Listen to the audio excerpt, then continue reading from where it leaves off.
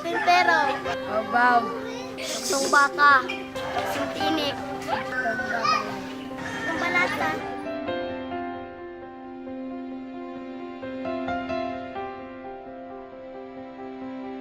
Laro ng Lahi is the epitome that symbolizes the wonderful experiences that children had back in the days.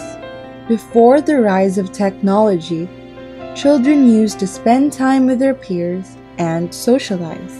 The Laro ng Lahi reflects the ingenuity of the Filipinos as children make use of mundane things like sticks, stones, and slippers to produce friendly competition amongst their peers. These Laro ng Lahi challenges a child's tactical intellects and teach a multitude of values.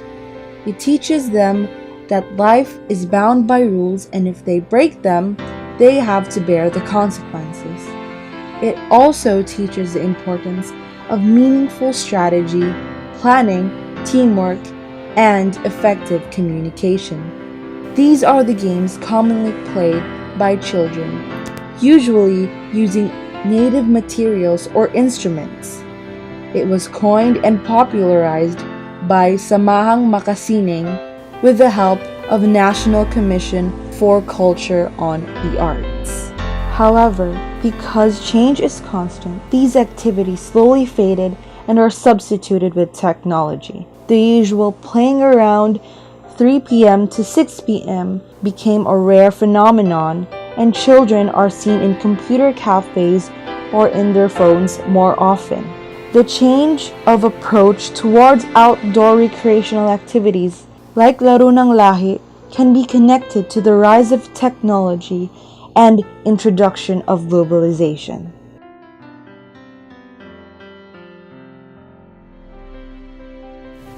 This is Glenn Gian Lasconia, a 9-year-old boy who is a grade 4 student of Obrero Elementary School, Butuan City.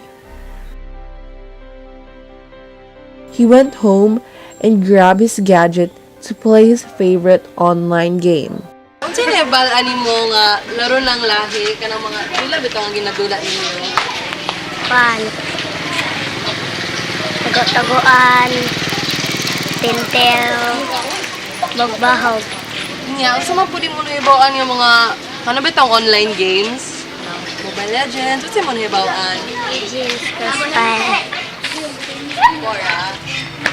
So kung mga dula nga gusto nimo pang dulaon kanang pinaka-favorite nimo nga ginadula Mobile Legends.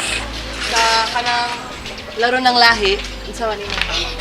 Tintero. Unsa man pud ang nabati kanang sa mga dula ka? Malipay. Ano malipay man ka?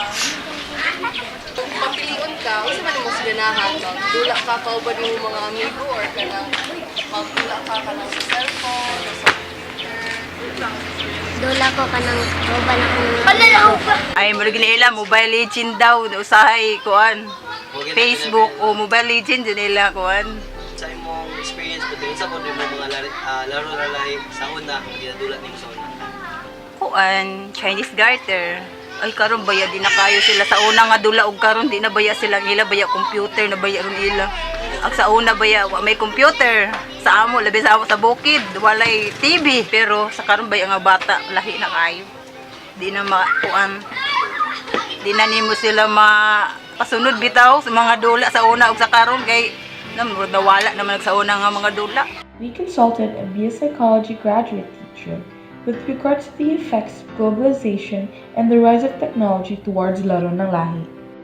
Perhaps we can say, that as what we have observed through time, we rarely see kids nowadays go outside to play and interact with other kids as compared in the previous years or in the previous generations, more so in the urban or in the city. In terms of cognitive abilities, theories tell us that there may be no difference in the cognitive abilities of children who are into technology and those who are into laro ng lahi, because both kinds of games, although they are of different modes, still enhance children's cognitive skills. Like for example, they still allow children to think critically or to strategize and plan. But the difference perhaps is more on the physical effects because, of course, children who are into technology may not move as much as children who are into outdoor recreational games or laro ng lahi. So it's more of the physical effects but not on the cognitive side. Perhaps we can see that among all other things, globalization can be considered as a contributor on why there is already a decline in laro ng lahi. Of course, with technology, it offers children different kinds of games. It offers them more interactive forms of games, and then with also their very attractive modes, interface. So perhaps children would be more attracted to games which are technology-driven compared with outdoor recreational games.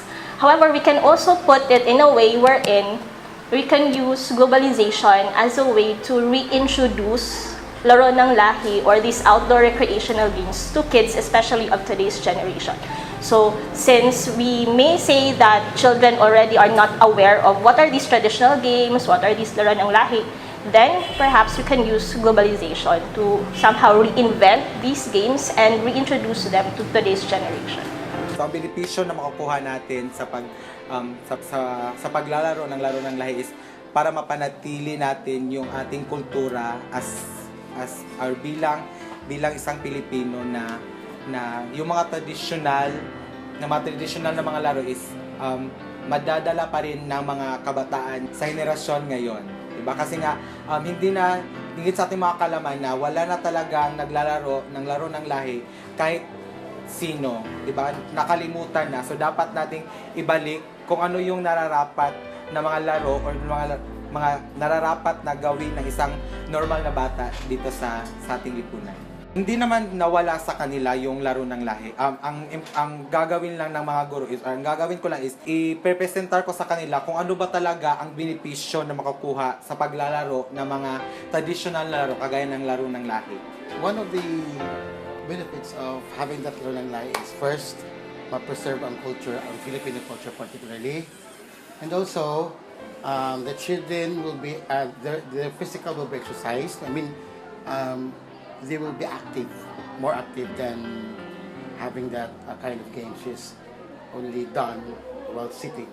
Okay, a child who is playing like something, laro ng lahi, he may be active not only physically but mentally. Compared to those who are playing games based on technology, they will be, maybe they got sick or maybe they're sickly. Okay, being a mentor, the best way to preserve laro ng lahi is that the school should integrate laro ng lahi in some, shall we say, particular subject which is related to laro ng lahi. Shall we say PE or other subject as long as it's related, culturally related. Yes, because being a Filipino,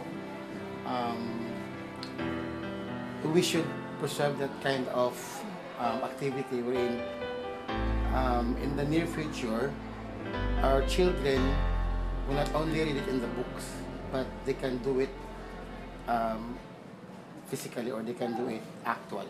Globalization may have contributed to the fading of laro ng lahi, but it is our job to keep it alive. We should encourage the young to engage in laro ng lahi.